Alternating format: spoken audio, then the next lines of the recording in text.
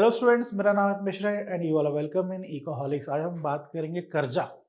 India के ऊपर जो डेट है उसके बारे में बात करेंगे।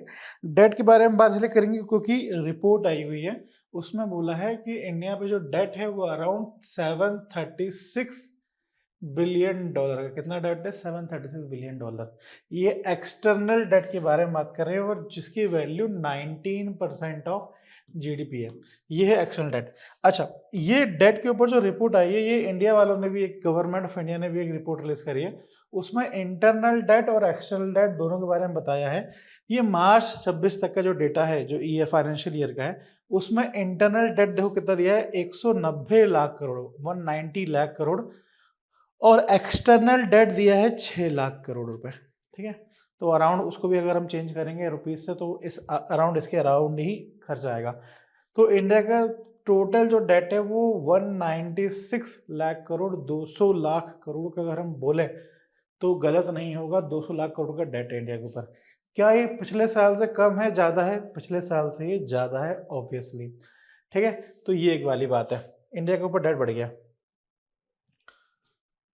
पाकिस्तान की जो जीडीपी है ना, पाकिस्तान की जीडीपी 410 बिलियन की जीडीपी है पाकिस्तान की, 410 बिलियन की जीडीपी है। और इंडिया का जो एक्सटर्नल डेट है वो कितना है? 736 बिलियन का डेट है इंडिया का। तो तुम्हारी जितनी जीडीपी से ज़्यादा हमारा डेट है। अब इस डेट के अराउंड मैं आपको कुछ चीज़ें बताना चाहता हूँ। ये जो क्वेश्चंस आते हैं पेपर में उसके बारे में बताता हूँ मैं आपको, है ना। पहला जो चीज़ आती है वो है कि लॉन्ग टर्म डेट ज़्यादा है कि शॉर्ट टर्म डेट ज़्यादा है। तो लॉन्ग टर्म डेट क्या है? ज़्यादा है। और शॉर्ट टर्म डेट क्या है? कम है। ये सच्चाई है, ठीक है। और होना क्या चाहिए था? होना भी यही चाहिए था। अगर हम कर्जा ले रहे हैं तो लॉन्ग टर्म ज़्यादा लेना चाहिए था, शॉर्ट टर्म कम लेना चाहिए था। जैसा 1991 में हुआ था। 1991 में हमने बहुत सारे शॉर्ट टर्म डेट ले लिए थे जिसकी वजह से हम परेशान हो गए थे। तो अभी हम ख्याल रखते हैं कि शॉर्ट टर्म डेट ना लेके लॉन्ग टर्म डेट लें। तो ये पहली चीज़ हो गई। दूसरी चीज़ जो इसमें इम्पोर्टेंट है वो करेंसी डिनोमिनेशन। किस करेंसी में लेते हैं हम? डॉलर में लेते हैं डेट ज़्यादा, रुपए में लेते हैं, किस में लेते हैं? युगांडा में लेता है, युआन में लेते हैं, किस में लेते हैं? तो सबसे ज़्यादा हम किस करेंसी में डेट लेते हैं? यूपीएससी में क्वेश्चन आ गया था। डॉलर में लेते हैं। किस में लेते हैं? डॉलर में लेते हैं। और फिर दूसरी करेंसी जिसमें हम डेट लेते हैं वो है रुपी। ठीक है, डॉलर और रुपी। अब रुपी में डेट हम कैसे लेंगे? रुपी में हम डेट लेते हैं बॉन्ड के माध्यम से। किसके माध्यम से? बॉन्ड। और मतलब एक सवाल ये आता है ना कि लोग बोलते हैं कि आप ले रहे हो, हम बात कर रहे हैं एक्सटर्नल डेट। किसके बारे में बात कर रहे हैं? एक्सटर्नल डेट के बारे में बात कर रहे हैं। और एक्सटर्नल डेट हम ले रहे हैं रुपी में। तो ये तो बहुत परेशानी वाली, मतलब कैसे पॉसिबल हो सकता है? कोई फॉरेनर अपने डॉलर को रुपए में क्यों चेंज करेगा हम लोगों को लोन लोन देने के लिए? ऐसा क्यों करे कोई फॉरेनर? तो बता दूं मैं आपको कि जब लोग हमारे बॉन्ड में इन्वेस्ट करते हैं तब उसको तब उसे डॉलर को रुपए में चेंज करा के इन्वेस्ट करना पड़ता है। तो ये हो गया है इंडियन रुपी वाला इन्वेस्टमेंट, ठीक है, बॉन्ड वाला इन्वेस्टमेंट। तो ये गया पहला। सबसे ज्यादा किस में इन्वेस्टमेंट करते, मतलब जो हमारे यहाँ डेट आता है वो किस करेंसी में आता है? डॉलर में आता है। और दूसरी कौन सी करेंसी है? रुपी करेंसी है। तीसरा, अब लोन जो आ रहा है वो किस किस, मतलब जो हम उधार ले रहे हैं, जो हमारा डेट है वो किस किस फॉर्म में आता है? ठीक है, पहला जो फॉर्म है वो है लोन का। 34% जो हमारा डेट आता है वो लोन की फॉर्म में आता है। हमने कर्जा ले लिया किसी से, लोन हो गया। फिर करेंसी डिपॉजिट, मतलब करेंसी डिपॉजिट भी क्या होता है? जब आप बैलेंस ऑफ मूवमेंट, आज हम बात करेंगे बैलेंस ऑफ मूवमेंट के अंदर। बैलेंस ऑफ मूवमेंट के अंदर एक होता है करेंट अकाउंट, एक होता है कैपिटल अकाउंट।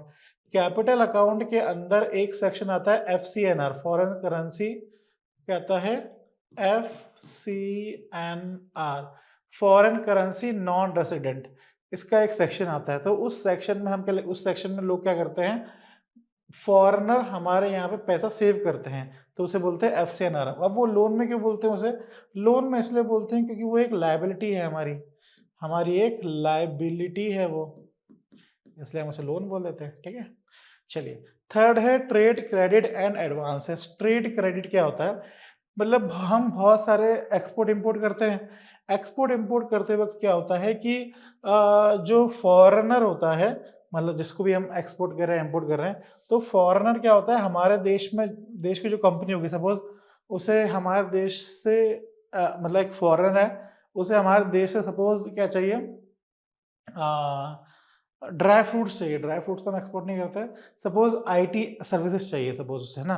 तो आईटी सर्विसेज के लिए वो क्या करेगा, हमारे देश की कंपनी के साथ टाई अप करेगा। सपोज कौन सी कंपनी ले लेते हैं, इन्फोसिस, टीसीएस लेते हैं, टीसीएस अच्छी लगती है मुझे, टीसीएस, ठीक है। तो एक फॉरेनर है, उसने हमारी टीसीएस कंपनी से टाई अप करा। अब टीसीएस बोलेगा भाई साहब आपने टाई अप तो कर लिया, हम आपके साथ पूरे महीने भर काम कर रहे हैं, उसके आखिरी महीने के एंड में आप हमें पैसे दे रहे हो। तो फिर तो ऐसा हो सकता है कि पूरे महीने भर आप हम काम करें और आप आखिरी महीने में पैसे ही ना दो, तो आपको पहले में कुछ एडवांस देना पड़ेगा, है ना। तो एडवांस उसने दिया है, एक फॉरेनर ने हमारी कंपनी को एक एडवांस दिया है, तो वो भी क्या होता है, ट्रेड क्रेडिट और एडवांसेस, ठीक है, ये वाली बात आ गई। अब अगला है डेट सिक्योरिटी। डेट सिक्योरिटी मैंने बताया अभी, जब ये करंट अकाउंट, कैपिटल अकाउंट के अंदर एक और सेक्शन होता है जिसको बोलते हैं, एक होता है इन्वेस्टमेंट, एफडीआई, एफआईआई, दूसरा होता है बोरोइंग, एफडीआई और एफआईआई, फॉरेन इंस्टीट्यूशनल इन्वेस्टमेंट और foreign direct investment. Foreign institutional investment में एक सेक्शन होता है, फॉरेन इंस्टीट्यूशनल इन्वेस्टमेंट में क्या होता है कि फॉरेनर हमारे शेयर्स और बॉन्ड्स दोनों में क्या कर सकते हैं, खर्चा कर सकते हैं, शेयर्स और बॉन्ड में एक्सपेंडिचर कर सकते हैं। तो ये वाली बात आ गई, ठीक है। अब डेट सिक्योरिटी बता दिया मैंने आपको। पहली चीज मैंने आपको बताई है कि हमारा लॉन्ग टर्म बॉन्ड ज्यादा है, शॉर्ट टर्म बॉन्ड कम है। दूसरा मैंने बताया कि किस करेंसी में लेते हैं हम लोग, डॉलर में लेते हैं ज्यादा, उसके बाद फिर रुपये में लेते हैं। और फिर तीसरी चीज मैंने आपको बताई, क्या बताई, ब्रेक डाउन ऑफ इंस्ट्रूमेंट्स, हम क्या लेते हैं, लोन पैसे लेते हैं और फिर अलग अलग डेट में कम पैसे लेते हैं। तो ये वाली बात आ गई, ठीक है। अब उसके बाद आता है बोरोवर प्रोफाइल, कौन कौन हमारे यहाँ से पैसे लेता है। नॉन फाइनेंशियल कॉर्पोरेट, मतलब जो पीएसयूज होंगे ना, पब्लिक सेक्टर कंपनीज या फिर कोई प्राइवेट कंपनीज होंगे, वो आते हैं नॉन फाइनेंशियल कॉर्पोरेशन के अंदर। डिपॉजिट टेकिंग कॉर्पोरेशन, मतलब जो बैंक्स होंगे वो आ जाते हैं डिपॉजिट टेकिंग। फिर जनरल गवर्नमेंट आती है, जब देखो सबसे ज्यादा कौन लेते हैं, ये लोग नॉन फाइनेंशियल कॉर्पोरेशन, जो कंपनीज होती हैं वो लेते हैं, जो मैन्युफैक्चरिंग वगैरह करते हैं, सर्विस देते हैं, जो नॉन फाइनेंशियल होते हैं। फिर डिपॉजिट टेकिंग मतलब जो बैंक वगैरह आते हैं तो वो आ जाएंगे 27%, और जनरल गवर्नमेंट में आ जाएंगे 22%, और कॉस्ट फॉर सर्वाइविंग कुछ डेटा सर्विसेज होती है वो लेते हैं लोन, ठीक है। तो ये सारे लोग लोन लेते हैं अलग अलग। एक सवाल आ सकता है कि आपसे प्राइवेट लोग ज्यादा लोन, एक्सटर्नल लोन लेने में ज्यादा कौन लेते हैं। पहला सवाल ये जाएगा कि प्राइवेट लोग, प्राइवेट कंपनीज ज्यादा लोन लेती हैं कि गवर्नमेंट। ये प्राइवेट नहीं आएगा, ये आएगा नॉन गवर्नमेंट लेती हैं कि गवर्नमेंट। तो आपका आंसर क्या होगा, नॉन गवर्नमेंट। दूसरा सवाल ये सकता है कि लोन स्टेट गवर्नमेंट ज्यादा लोन लेती है कि सेंटर गवर्नमेंट।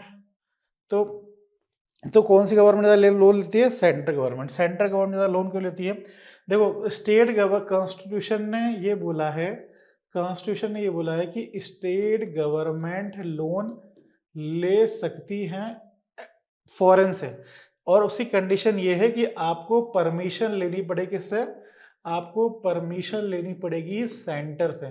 जब तक आप सेंटर से परमिशन नहीं लोगे तब तक आपको लोन नहीं लेना, लोन नहीं मिल पाएगा। और किस आर्टिकल के अंतर्गत, आर्टिकल 293(3) के अंतर्गत आपको परमिशन लेनी पड़ेगी, अदरवाइज आप लोन नहीं ले पाओगे। तो स्टेट गवर्नमेंट कम लेती है और सेंट्रल गवर्नमेंट ज्यादा लोन लेती है, ठीक है। अब ये नॉन फाइनेंशियल मैंने बता दिया, नॉन फाइनेंशियल कॉर्पोरेशन के अंदर क्या क्या आता है। मैंने बताया ना अभी थोड़ी देर पहले कि अलग अलग इंस्टीट्यूशन लोन लेती है, non financial institution, deposit taking और ये सब अलग अलग। अब यहाँ मैं बता रहा हूँ कि नॉन फाइनेंशियल इंस्टीट्यूशन के अंदर क्या क्या आते हैं, वर्किंग कैपिटल, इक्विटी, ये सब अलग अलग कंपनीज आती हैं। उसके बाद फिर ये डिपॉजिट टेकिंग के अंदर कौन कौन आते हैं, सेंट्रल गवर्नमेंट के अंदर कौन कौन आते हैं, ठीक है, हो गया। अब परेशानी क्या है लोन लेने से, परेशानी ये है कि आपको प्रीपेमेंट करना पड़ेगा, मतलब सबसे बड़ी परेशानी तो यही है कि आपको पैसे वापस करने हैं। दूसरी परेशानी ये है कि इन्फ्लेशन, आप पैसे ले रहे हो उस पर फिर इन्फ्लेशन ही बढ़ेगा, 5% 6% इन्फ्लेशन बढ़ता है। तो दूसरी परेशानी इन्फ्लेशन है। इन्फ्लेशन परेशानी इसलिए है क्योंकि अगर हम एक्सटर्नल पैसा ले रहे हैं तो उसे हम काय में लेंगे, डॉलर में लेंगे, डॉलर में लेंगे। और पहले $1 जब हमने लोन लिया था, हमने लोन लिया था $100 का लोन लिया, सपोज हमने लोन लिया $100 का, पहले $1 इज इक्वल टू कितना रुपए था, 100 रुपए था। अब इन्फ्लेशन बढ़ गया, $1 इज इक्वल टू कितना हो गया, 200 रुपए हो गया। अब तो हमने लिया था लोन 200 रुपए का, तो पहले हमें कितने रुपए चुकाने थे, 100 इंटू 100, मतलब इकाई, दहाई, सैकड़ा, हजार, 10,000, 10,000 रुपये चुकाने थे हम पहले। अब हमें कितने चुकाने पड़ेंगे? अब हमें चुकाने पड़ेंगे 20,000 रुपये। समझ में आ गया? तो ये क्या होता है? ये होता है इन्फ्लेशन की वजह से लोन महंगा होना। Crowding out of productive investment. देखो कोई बाहर का फॉरेनर है, तो उस बाहर के फॉरेनर से लोन लेने के लिए दो लोग लगे हैं। मुकेश अंबानी भी लगे हैं और यहाँ पे कौन लगे हैं? हमारे मोदी जी भी लगे हुए हैं लोन लेने के लिए। अगर मोदी जी लोन ले लेंगे तो ये मुकेश अंबानी नहीं लोन नहीं ले पाएंगे। तो जो प्राइवेट कंपनी का क्या हो जाएगा? क्राउडिंग आउट हो जाएगा। क्या हो जाएगा? क्राउडिंग आउट हो जाएगा। बैलेंस ऑफ पेमेंट में प्रेशर आ जाएगा। बैलेंस ऑफ पेमेंट में प्रेशर आ जाएगा मतलब ये है कि जब हम लोन लेते हैं, देखो बैलेंस ऑफ पेमेंट क्या होता है? बैलेंस ऑफ पेमेंट शब्द क्या है? एक बैलेंस शब्द है। तो बैलेंस ऑफ पेमेंट में इम्बैलेंस मतलब ये होता है कि इम्बैलेंस ये होता है कि हम लोग ज़्यादा पैसे उन लोगों से ले लेंगे। मतलब बैलेंस तभी होता है ना, बैलेंस ऑफ पेमेंट में बैलेंस तभी हो पाएगा जब इंपोर्ट और एक्सपोर्ट क्या हो, इंडिया का बैलेंस हो। हम भी एक्सपोर्ट करें, वो भी इंपोर्ट करें, हमारा ठीक ठाक एक बैलेंस हो इंपोर्ट और एक्सपोर्ट में। अगर हम ज़्यादा चीज़ें ले रहे हैं, ज़्यादा चीज़ें इंपोर्ट कर रहे हैं, ज़्यादा चीज़ें अगर उनसे हम ले रहे हैं, अगर हमें उन्हें ज़्यादा पैसे देने पड़ रहे हैं तो वो बैलेंस नहीं रह पाएगा।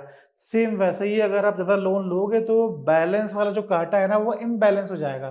तो जब चीज़ इम्बैलेंस होगी तो प्रेशर बनेगा। ठीक है, ये वाली बात आ गई। हाँ, अब लगे हाथों बैलेंस ऑफ पेमेंट का जिक्र हो ही रहा था, तो हम लगे हाथों बैलेंस ऑफ पेमेंट को समझ लेते हैं। बैलेंस ऑफ पेमेंट क्या है? देखो बैलेंस ऑफ पेमेंट क्या होता है? बैलेंस ऑफ पेमेंट के दो सेक्शन। बैलेंस ऑफ पेमेंट होता क्या है, पहले उसकी डेफिनेशन देख लेते हैं। बैलेंस ऑफ पेमेंट क्या होता है? बैलेंस ऑफ पेमेंट एक सिस्टमैटिक रिकॉर्ड होता है। It is a systematic record between the transaction of resident and non resident. ये क्या होता है? एक सिस्टमैटिक रिकॉर्ड है। सिस्टमैटिक रिकॉर्ड मतलब ये होता है कि इस रिकॉर्ड को अच्छे संभाला जाता है, अच्छे तरीके से बनाया जाता है, और एक एक अलग, मैं बता दूंगा सिस्टम, इसमें सिस्टम क्या है बता दूंगा मैं थोड़ी देर में आपको। Systematic record of all economic transaction, जो भी फाइनेंशियल ट्रांजैक्शन होता है between resident and non resident के बीच में जो ट्रांजैक्शन होता है उसको इसमें रिकॉर्ड करा जाता है। ठीक है, सिस्टमैटिकली रिकॉर्ड करा जाता है, एक तरीके से रिकॉर्ड करा जाता है, इसलिए सिस्टमैटिकली रिकॉर्ड है। ठीक है, तो balance of economical transaction between resident और नॉन रेसिडेंट।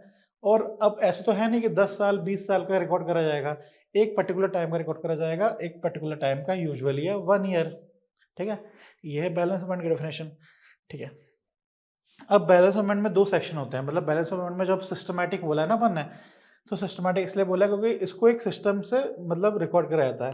तो सिस्टमैटिक मतलब एक होता है करेंट अकाउंट, एक होता है कैपिटल अकाउंट। एक होता है करेंट अकाउंट, एक होता है कैपिटल अकाउंट। करंट अकाउंट में क्या डेटा रखा जाता है इसमें? करंट अकाउंट में वो ट्रांजैक्शन इंक्लूड करे जाते हैं जिसमें कोई भी फ्यूचर इंटरेस्ट और ऑब्लिगेशन क्रिएट नहीं हो रहा हो। जैसे सपोज अगर आपने कार लोन ले लिया है, सपोज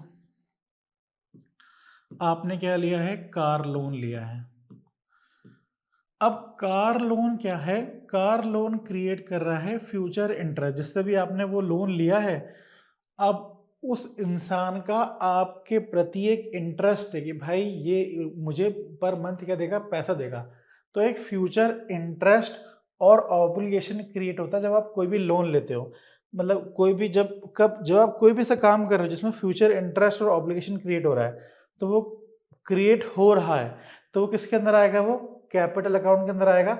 अगर कोई भी फ्यूचर इंटरेस्ट और ऑब्लिगेशन क्रिएट नहीं हो रहा है, सपोज आपने कार ले लिया, आपने कार ले ली है और एक बार में आपने सारा पेमेंट कर दिया है, कोई भी पैसा बकाया नहीं है, तो उस दिन आपका और उस कंपनी वाले के बीच में जो रिश्ता था जिससे आपने कार ली है वो खत्म हो जाएगा। तो कोई भी फ्यूचर इंटरेस्ट और कोई भी फ्यूचर ऑब्लिगेशन क्रिएट नहीं हो रहा। कोई भी ऐसा ऑब्लिगेशन क्रिएट नहीं हो रहा है कि आपको हर महीने ईएमआई देनी पड़ेगी उसकी। तो कोई भी फ्यूचर इंटरेस्ट और कोई भी ऑब्लिगेशन क्रिएट नहीं हो रहा, तो कौन सा अकाउंट आएगा? वो करंट अकाउंट में आएगा। जब भी फ्यूचर इंटरेस्ट और ऑब्लिगेशन क्रिएट होता है किसके अंदर आता है? वो कैपिटल अकाउंट के अंदर आता है। अब करंट अकाउंट के अंदर कौन कौन से ट्रांजेक्शन आते हैं? जब आप कोई भी गुड्स खरीदते हो, तो किसके अंदर आ जाएगा? वो बैलेंस ऑफ पेमेंट के ट्रेड इन गुड्स के अंदर जाएगा। जैसे हमारे हीरो ने क्या लिया, एक गाड़ी ली है, हमारे हीरो ने गाड़ी ली है, एक बार पेमेंट, कोई भी फ्यूचर इंटरेस्ट और ऑब्लिगेशन क्रिएट नहीं हुआ, ट्रेड इन गुड्स, तो सारा एक बार में हो गया, ठीक है। तो ये होगा करंट अकाउंट। फिर सर्विसेज, आप गए, पिक्चर करी, पिक्चर करने के बाद आपने अपनी सर्विसेज अवेलेबल कराई, तो वो किसके अंदर जाएगा, वो करंट अकाउंट के अंदर जाएगा। जब भी आपने कोई भी अगर आपने सर्विस अवेलेबल कराई by providing factor of production, अगर आपने कोई भी अगर अपना फैक्टर ऑफ प्रोडक्शन अवेलेबल कराया, फैक्टर ऑफ प्रोडक्शन मतलब क्या होता है, अगर आपने लैंड अवेलेबल कराया, अगर आपने लेबर अवेलेबल कराया, अगर आपने कैपिटल अवेलेबल कराया, या फिर कोई भी एंटरप्रेन्योरशिप अवेलेबल कराई है अगर आपने, तो आपने अगर ये सब चीज़ें अवेलेबल कराई है, तो उसका जो लेन देन है वो किसके अंदर आएगा, वो करंट अकाउंट के, वो बैलेंस पेमेंट के अंदर आएगा, बैलेंस पेमेंट के करंट अकाउंट के अंदर आएगा, ठीक है। और फिर अगर आपने ट्रांसफ़र इनकम हुआ है, ट्रांसफ़र इनकम मतलब अगर आप किसी कंट्री को गिफ्ट देते हो, डोनेशन देते हो, या फिर रेमिटेंसेस देते हो, ये किसके अंदर आएगा, ये सब चीज़ किसके अंदर आएगा, बैलेंस पेमेंट के करंट अकाउंट के अंदर आएगा, ठीक है। अब ये सारा अगर हम उसको अच्छे से जमाएं, तो देखो बैलेंस पेमेंट के अंदर करंट अकाउंट के अंदर कौन कौन सेक्शन हो जाएंगे, trade in goods, trade in services, providing factor of production, जो भी फैक्टर प्रोडक्शन अवेलेबल कर रहे हो, और ये है ट्रांसफर इनकम, ये सारी किसके अंदर आएंगे, करंट अकाउंट के अंदर आती हैं। कैपिटल अकाउंट के अंदर क्या आता है, कैपिटल अकाउंट के अंदर आता है वो चीज़ें जो इंटरेस्ट और ऑब्लिगेशन क्रिएट कर रही हैं। पहला जो डिफरेंस है वो है इन्वेस्टमेंट। कोई भी कंपनी हमारे देश में अगर इन्वेस्टमेंट कर रही है, तो वो ये सोच के इन्वेस्टमेंट कर रही है कि फ्यूचर में हमें कुछ ना कुछ फायदा हो जाएगा। तो इन्वेस्टमेंट किसके अंदर आता है, कैपिटल अकाउंट के अंदर आता है। इन्वेस्टमेंट दो टाइप की इन्वेस्टमेंट है, एक एफडीआई और एक है FII, foreign direct investment, foreign institutional investment. जो दूसरा कैपिटल अकाउंट के अंदर आता है वो आता है बोरोइंग। जब आप बोरो करते हो तो एक्सटर्नल बोरोइंग और कमर्शियल बोरोइंग। जो इंटरनल बोरोइंग है वो किसके अंदर आती है, वो आप फिस्कल डेफिसिट में कैलकुलेट करोगे, या फिर आप बजट वाले चैप्टर में आप पढ़ोगे उसके बारे में। बैलेंस ऑफ पेमेंट में आप एक्सटर्नल बोरोइंग ही पढ़ोगे, ठीक है। तो बोरोइंग में क्या क्या, एक्सटर्नल बोरोइंग, दूसरा हो गया कमर्शियल बोरोइंग। फिर तीसरा जो बोरोइंग है वो है एफसीएनआर। क्या है, foreign currency, foreign currency non resident Indian account, ठीक है। Foreign currency non resident account, ठीक है। ये हो गया करंट अकाउंट, ये हो गया कैपिटल अकाउंट। देखो अब इसमें मैंने बता दिया आपको, इसमें थोड़ा सा और अगर मैं एक्सप्लेन करूं तो करंट अकाउंट को दो हिस्सों में बांट सकते हैं, विजिबल और इनविजिबल। विजिबल इसलिए क्योंकि उसमें गुड्स दिख जाता है, इनविजिबल इसलिए क्योंकि सर्विसेज वाला सेक्शन है मोस्टली, तो दिखता नहीं है आसानी से। तो balance payment, current account, capital account. Current account को दो हिस्सों में बांट सकते हैं, विजिबल और इनविजिबल, और कैपिटल अकाउंट के अंदर ही आ जाता है, ठीक है। अच्छा, ये इसके रिगार्डिंग एक चैलेंज है। अब कुछ दिनों पहले एक एडिटोरियल आया था, उसके बारे में हमने बात भी करी थी कि जब भी बोरोइंग करते हैं, बोरोइंग करना अच्छी बात होती है कि बुरी बात होती है, इसके रिगार्डिंग इसके रिगार्डिंग एक एडिटोरियल आया था। गवर्नमेंट ने क्या करा था, गवर्नमेंट ने फिस्कल जो डेफिसिट है उसका टारगेट था 4.6%, तो उसको पूरी तरीके से चुका देता, एक बार में सारा पैसा चुका देता। तो एडिटोरियल में ये बोल रहे थे कि इस टाइम पे फिस्कल डेफिसिट को के टारगेट को फुलफिल करना, या फिर फिस्कल डेफिसिट नहीं करना, ये अच्छी बात नहीं होती है। या फिर आप में से बहुत सारे लोग देख के ये सोच रहे होंगे कि यार इतना सारी उधारी है, इतनी सारी उधारी तो देश के लिए बहुत बेकार है, ये और वो। मतलब दोनों ही बातें एक दूसरे को सपोर्ट कर रही हैं कि फिस्कल डेफिसिट इतना बुरा नहीं है। फिस्कल डेफिसिट इसलिए इतना बुरा नहीं है क्योंकि अभी जो कॉरपोरेट टैक्स है, जो हमें गवर्नमेंट को मिला है कॉरपोरेट टैक्स में पैसा, वो बहुत कम मिला है। बाकी सारे टैक्स की जो ग्रोथ है, जो टैक्स है वो 16% है आई थी, और कॉर्पोरेट टैक्स सिर्फ 8% इंक्रीज हुआ है। जीएसटी कंटिन्यूसली इंक्रीज होता जा रहा है, पर कॉर्पोरेट टैक्स रिड्यूस होता जा रहा है। इसका मतलब ये कोई ना कोई कंपनी खराब चल रही है। दूसरा ये है कि इन्फ्लेशन देश में कम होते जा रहा है। देश में इन्फ्लेशन कम होना मतलब ये होता है कि कहीं ना कहीं देश में इन्फ्लेशन कम होना मतलब ये होता है कहीं ना कहीं डिमांड कम हो रही है।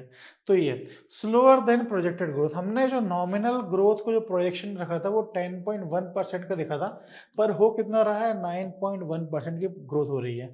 तो ये सारे कुछ एक्साइज ड्यूटीज जो आ रही हैं वो डे बाय डे रिड्यूस होती जा रही हैं। जो भी इंटरनेशनल इश्यूज चल रहे हैं उसकी वजह से। सेक्टोरल वीकनेस में बता दिया मैंने, कॉर्पोरेट टैक्स क्या हो गया, बहुत रिड्यूस हो गया है। जो जनरल जो टैक्स आया है वो है 17%, 8.3 कॉर्पोरेट टैक्स आया है।